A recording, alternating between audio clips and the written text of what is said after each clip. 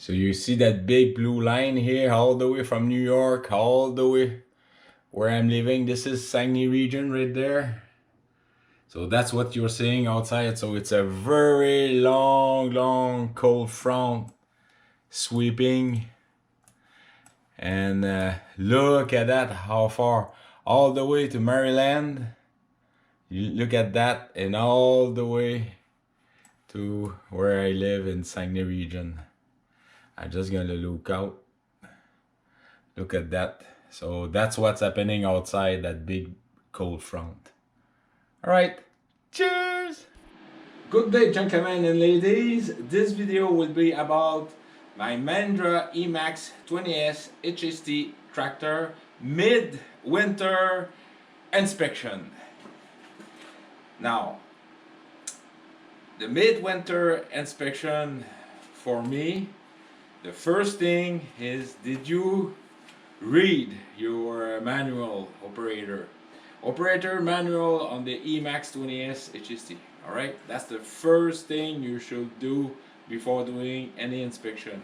Now, on the book itself, on chapter 5-2, it's called the inspection items. All right, and to prevent any possible failures, some items should be checked daily.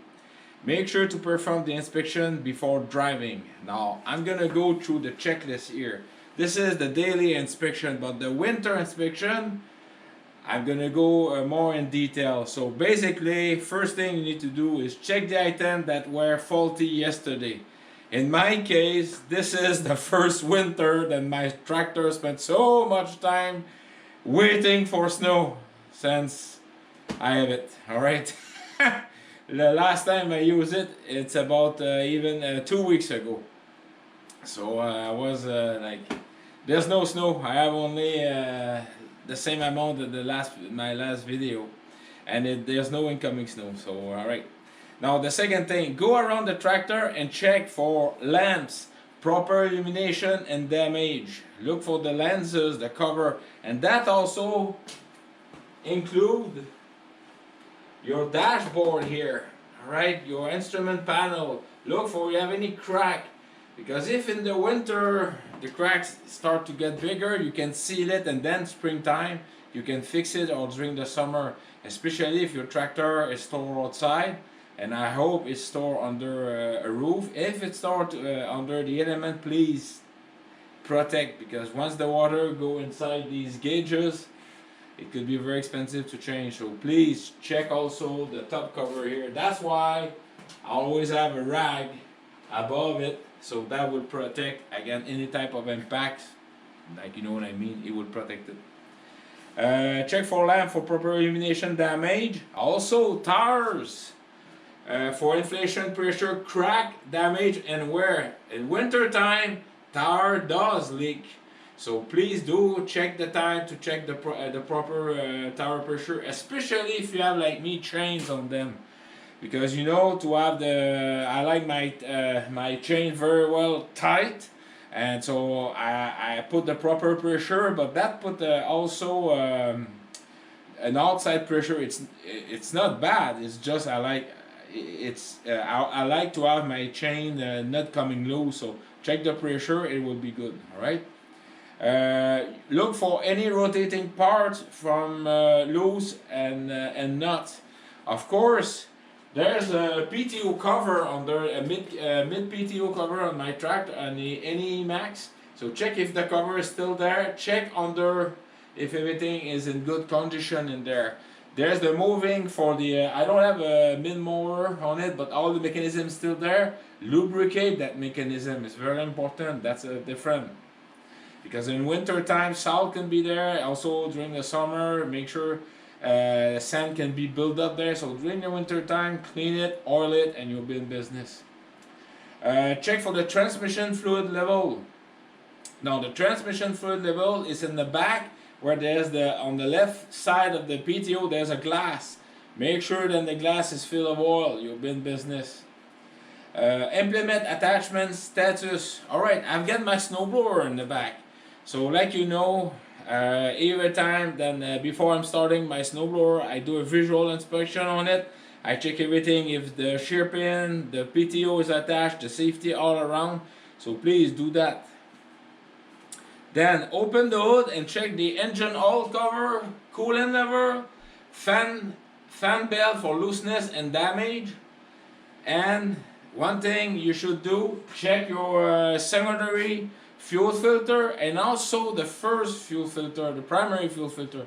The primary fuel filter is it's the water separator basically. So if you only take one batch of bad diesel containing water, then that can put you in trouble. So that's why if your tractor is stored outside, even more, please check that if they have any water accumulation. If you have, well, dump it, put new fresh fuel, clean it, and then yes, dump it and clean it, and look at it for the following until the tank is empty, or keep filling it with diesel, so that diesel will flush away, that bad diesel will flush away with that water, and keep flushing that primary fuel filter. The secondary, do the same.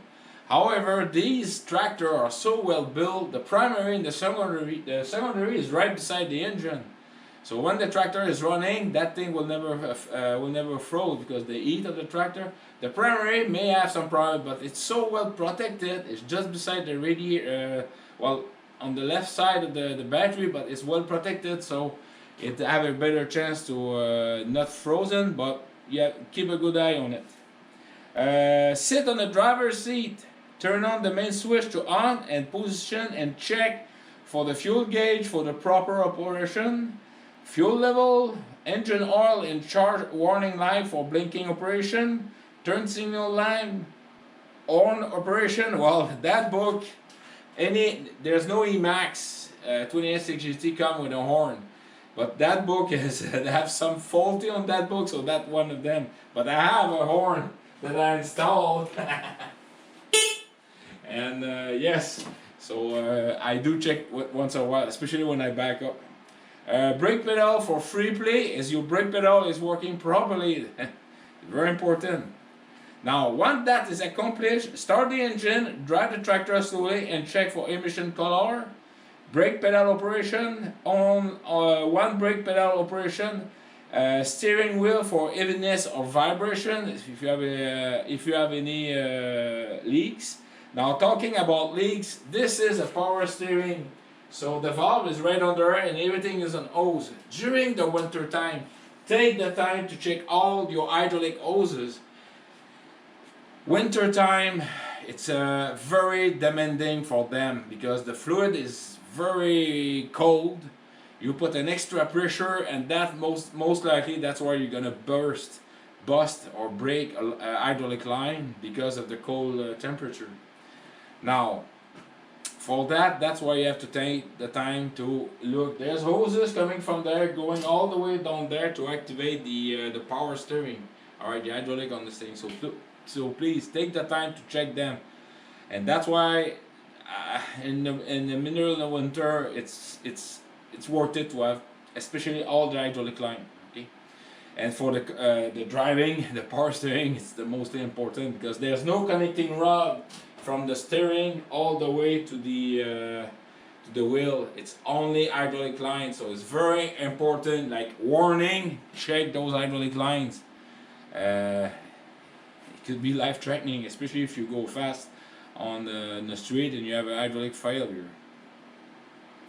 Look for the coolant gauge operation. That's another mistake on that book. There's no coolant gauge operation. There's a light.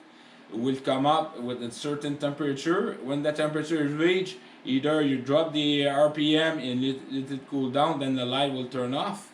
If it doesn't turn off, then turn off the engine right away. Okay, it's very important. You don't want to overheat your diesel engine. But during the winter time, it's kind of hard because it's quite cold. Like this morning, hydraulic operation of the 3-point link. Yes, look at the 3-point link. If everything is attached, both, everything is working, nothing is broken, that's very important. Okay, and of course you look for the many bolts and nuts who can come loose, like I told you in that book. Now, like I told you, everything I just said, and I put more detail onto it. It's on chapter 5-2 inspection items. Now during the winter time, and if I can find the right place, all right, on chapter 3-2 -3, it's called the engine idling. There's a chart in here. It's telling you how long you have to run idling your tractor on cold weather condition, and like for 0 Celsius and higher you need at least 10 minutes. If you're between that's 32 Fahrenheit and higher, you need to warm up. My garage right now, it's at 5 degrees Celsius inside. So when I put my tractor outside at rearward, I put it and then I let it warm up definitely. Okay, because I can see the difference. It's obvious. It's tougher for the engine, and so that's why I back up very, very slowly, because I know the transmission, HST transmission, is quite cold.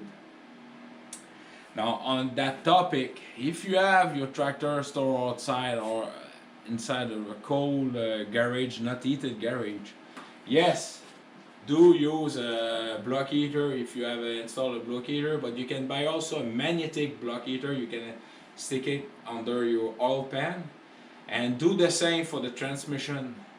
I got a fellow, is it last year or 2 years ago? No, last year was my first winter. He asked me, he had problem with that, so I told him, I said, buy 2 magnetic block heater, one for the engine and one for the transmission, and that should help too for the transmission. And yes, it did help very much, and thank you kindly. If you can, the person who I asked to tell him to do that, bring me some news for this winter if everything is going fine. Okay, now, so go see on the chart, but generate the same chart for any type of tractor. Like for 32 Fahrenheit to 50 Fahrenheit, that's 0 to minus 10 Fahrenheit. 32 Fahrenheit to minus 50 Fahrenheit, at least 10 to 20 minutes. Minus 50 Fahrenheit to minus 68 Fahrenheit, that's minus 10 to minus 20 Celsius. That's 20 to 30 minutes. And minus 20 or less, or 68 Fahrenheit or less, at least 30 minutes.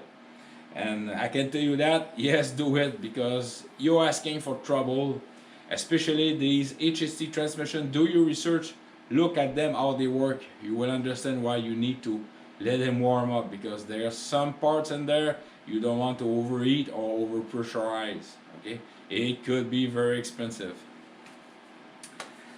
Now for the tractor general condition, please look also for your SSQA attachment. Skid steer quick attach. The all the mechanism is all the lever are in good condition. So I wish I was able to show you more in detail how to do it, but it's more important for you to please read the book, and then just take the extra time to do the inspection during the winter, because the winter parts get very brittle. The steel and the seal get dry. That's where leaks will occur, caused mainly by the cold. There's also, since the rubber are so stiffened, so it's rough on the tractor, so the vibration caused by the wheels and the chain and the general operation are much higher than during the hot summer bikini golfing season. All right. One thing I like, if you're in a cold environment where there's no salt, like right now, yes, you can look for everything for your air filter, but usually if you're beside a salty road, yes, you better look, because sometimes you can have dust and can be sand also from the road, so you have to look for that. But then you look at the general condition. You look also at your seat. If the seat is properly bolted, that must have been, I was about 150 hours when two of the bolt of the seat was starting to get loose. So please check the bolt for your seat. One thing I completely forget to tell you is, yes, check your oil level for the front axle. That front axle never get warm during the winter, because it's not connected to the diesel engine, any hydraulic pump. So please check the oil level in there, because the wheels are turning, so there's the seal. Also, it's stiff, so yes, take the time. Also, like me, I have no leak on the floor, so that tells me the oil level is good. But do please take the time for looking at the front axle uh, level. And remember the trick I told you to put an O-ring on that cap. That will help to vent. Okay, okay. Now I hope that very short video, I think it's even 15 minutes, will tell you to, yes, take the time to inspect, because this is quite expensive. It is for me, and that's why I spend so many hours at taking the time to inspect than to be. I rather be in a preventing inspection than on fixing. It's less costly, let's say. All right. Like again, there's many various things you can check. Please comment the thing I forgot. You are more than welcome. We're all in the teamwork here. And I know there's the front snowblower, Ross from Ross on the Land, discover it's not a good way to blow the barbecue of your neighbor away. But so please take the time to inspect, especially the front snowblower. The RPM driving shaft is so much higher than the maximum RPM in my back. It's 540. On the forward it's 2,500, I believe. I have to look at my gauge. So please take the time to check all the bearings, the grease, and keep your snowblower oily. All the chute mechanism is very important. Yeah, mine there's no rust. Why? Because I'm oiling it like very oily. So that prevent also, it's help to eliminate evaporate the snow over.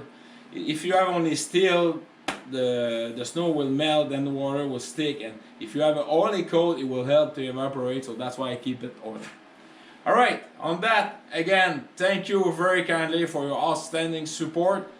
I wish I can do more snowblowing video, but hey, that give me time to make that video and talk to you about the importance of doing inspection. So hanging there, spring is coming for the guys that like winter, but I love winter when they have a lot of snow despite of the cold.